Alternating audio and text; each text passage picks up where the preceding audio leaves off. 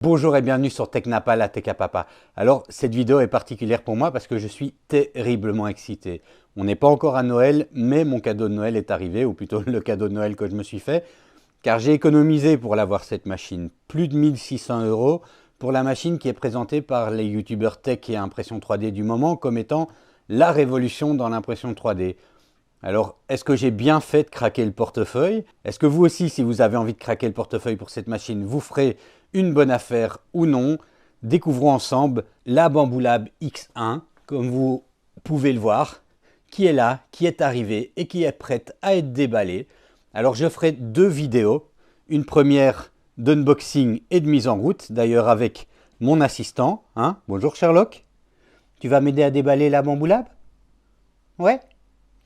Donc vous voyez, il est sur le pied de guerre, prêt avec moi à la déballer. En attendant, n'hésitez pas à vous abonner, à liker, à partager si vous aimez cette vidéo.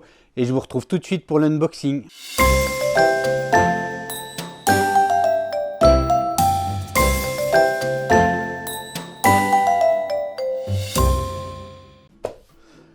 Et donc voilà la belle bête, prêt pour un découpage. Alors, qu'est-ce que nous avons ici? Un emballage bien solide. Le paquet fait son poids. C'est 22 kg. Hop. Comme vous pouvez voir, c'est quand même vachement bien emballé. On a du plastique qui est quand même... Enfin voilà, c'est du plastique gonflé qui est très bon. Il est...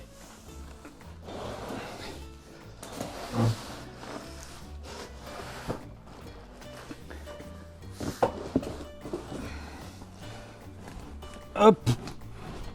J'ai fait tomber une bobine, mais c'est pas très grave. Donc nous avons quoi ici? Une bobine de filament pour support, support W. Donc je sais pas si c'est du PVA, mais en tout cas voilà, c'est du filament pour support. Une bobine de PACF et une bobine de PLA basique. Alors une bobine, voilà, une petite bobine. Alors ici c'est bien ce qu'ils ont fait, regardez. Sur la bobine, il y a le petit indicateur qui donne la quantité qui reste. Je trouve que c'est plutôt pas con comme manière de faire, comme idée. Nous avons ceci. Alors, évidemment, je l'ai mise à l'envers en la retirant de la boîte. Donc, elle est super bien emballée. Je pense que de ce côté-là, il n'y a pas de souci. Alors, je vais retirer les petits caches plastiques.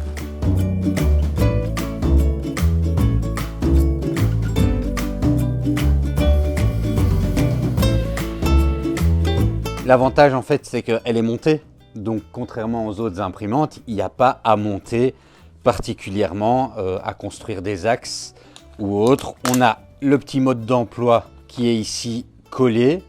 Donc comme vous pouvez le voir, le mode d'emploi ici est collé. D'ailleurs mon AMS il est où? Il est dedans peut-être parce que... Donc l'AMS c'est le système multimatériel. Normalement je l'avais commandé avec, donc j'espère qu'il est avec. Probablement à l'intérieur de là. Alors si on regarde un petit peu ce qu'on a dans la boîte, on est censé avoir l'écran, le support de filament, 3 bobines de filament de 250 grammes, la hot end, des pattes de nettoyage de la buse, l'alimentation, des cutters de filament, des câbles de toutes sortes, des clés Allen et patati patata. Voilà, donc l'AMS, ça ressemble à ça. Donc c'est un système de distribution des bobines et qui permet d'avoir jusqu'à 4 bobines. Ah, ben voilà, l'AMS est censé être dedans. Ça me rassure quand même un petit peu parce que ce serait toujours ennuyant d'avoir comme ça un retard de livraison.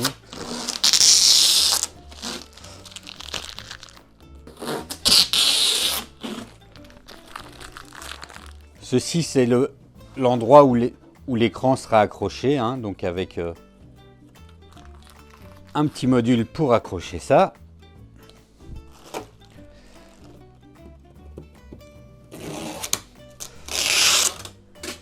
Pas mal de plastique à détacher.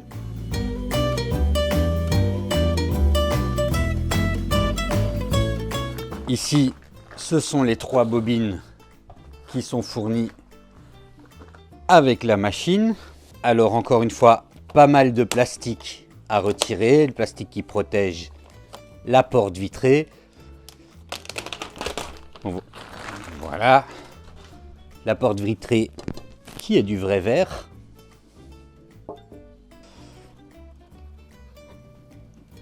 Au-dessus également, avec également du plastique à retirer.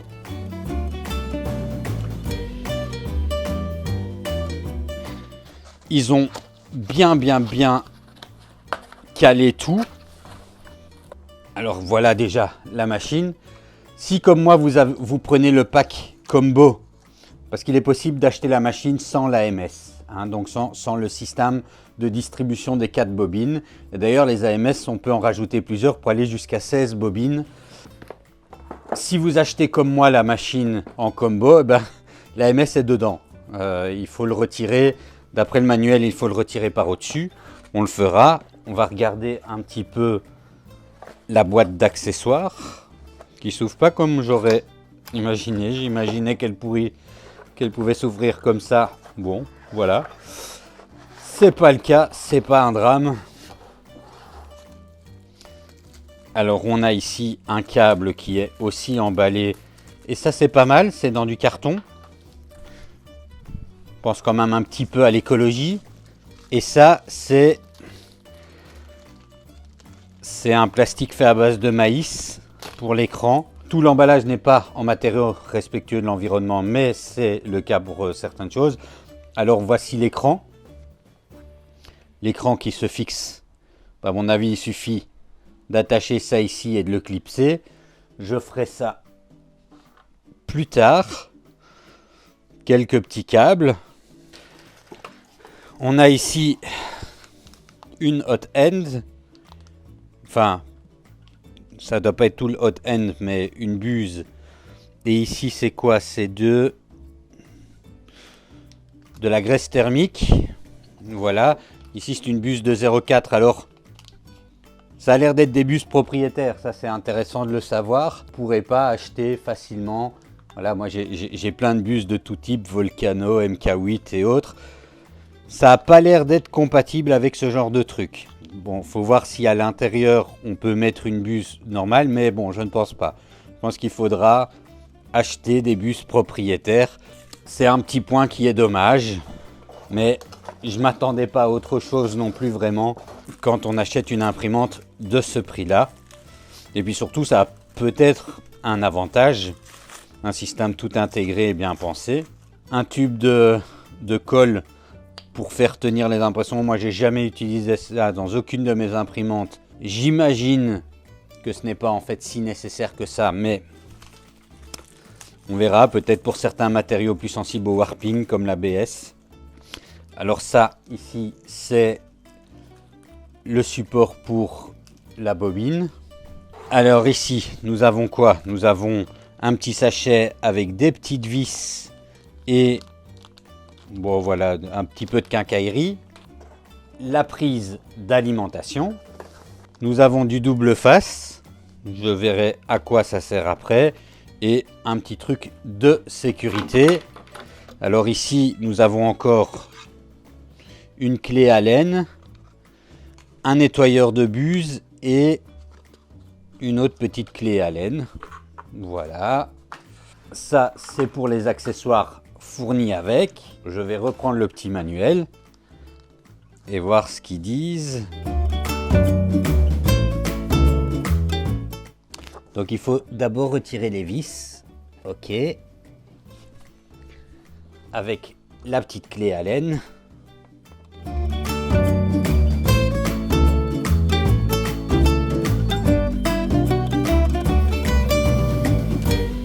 Et voilà, l'AMS se détache tout seul.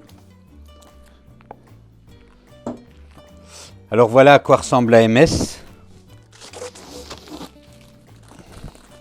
Donc ça viendra ici au-dessus, hein, et c'est le système dans lequel vous pourrez laisser vos bobines au sec et en même temps permettre une distribution du filament, et notamment quand vous utilisez plusieurs matériaux ou plusieurs couleurs.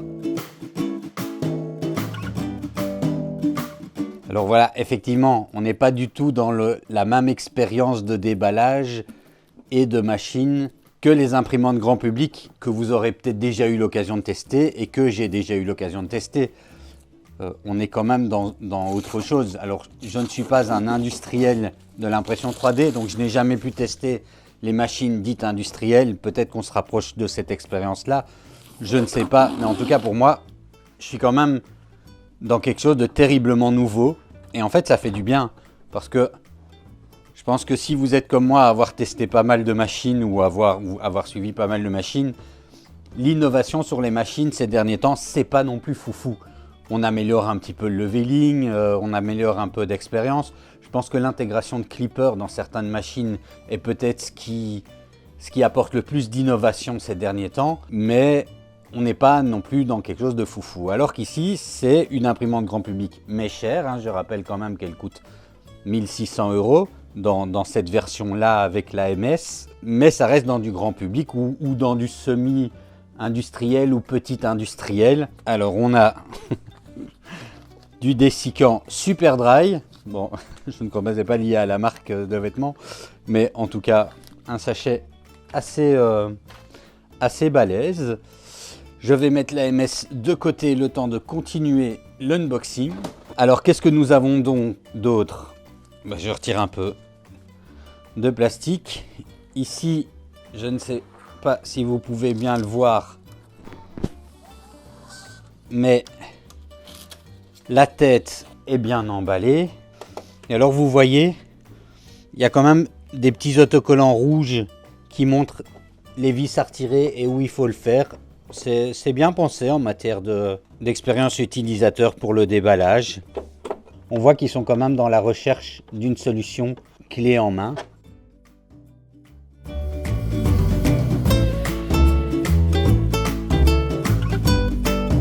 Le petit cal, alors ceci, je crois que ça ne sert à rien d'autre qu'à caler les pièces dans l'imprimante pour le transport.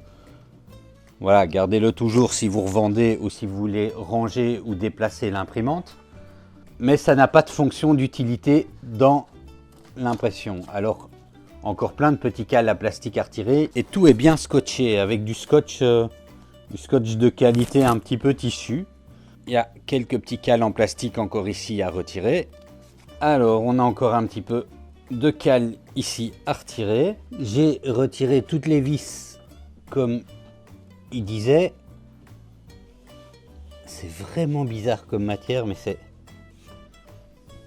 Bon, le petit plateau, hein, bien lisse, avec une surface par type de matériau. Donc pour cette surface-là, vous pouvez utiliser du PLA, du PETG ou de l'ABS.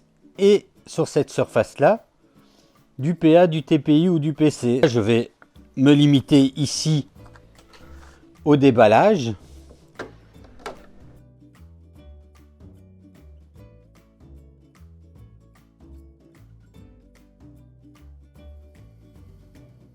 C'est des surfaces de remplacement pour le plateau, c'est toujours bien d'en avoir.